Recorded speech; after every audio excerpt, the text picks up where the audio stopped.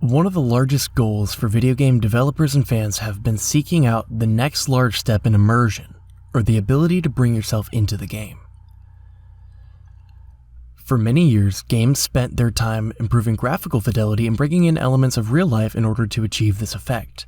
However, since the rise of 3D and near photorealistic graphics, the next steps have become a lot more drastic. Enter virtual reality. Starting with the Oculus Rift in 2012, VR has slowly come into the mainstream in popular culture and entertainment. There are now offerings from a variety of companies in the VR realm. This includes HTC and HP, as well as game publishing giants like Sony and Valve. While it originally started with simple experience games that have players walk around through detailed and realistic three-dimensional environments, VR has slowly grown into a much more interactive medium. Particularly popular are games which involve combat as well as object interactions. Sword fighting and firearm-related games are some of the most popular to come out of VR. Genres such as these, previously done only on controllers, have been a staple of VR titles, as seen in games such as Blade and Sorcery, Hot Dogs, Horseshoes and Hand Grenades, and Boneworks. Hot Dogs, Horseshoes and Hand Grenades is an especially potent example for its high level of interactivity with weapons, requiring users to go through the real-life motions necessary to use a firearm. In a break from traditional shooting games of its kind, the enemies featured in this game are not humans but rather sausages.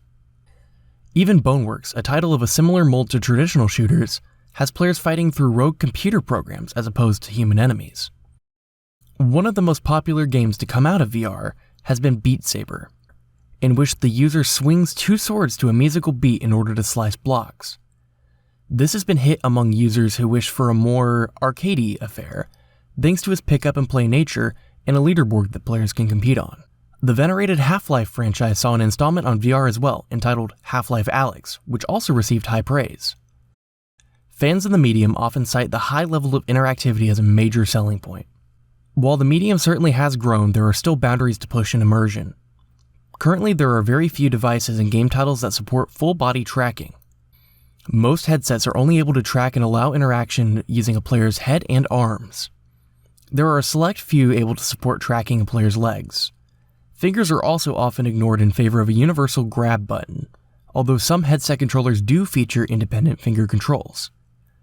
While the field started off small, the field of virtual reality has since grown into a multi-million-dollar industry where tech giants are working to innovate and rapidly gain adopters.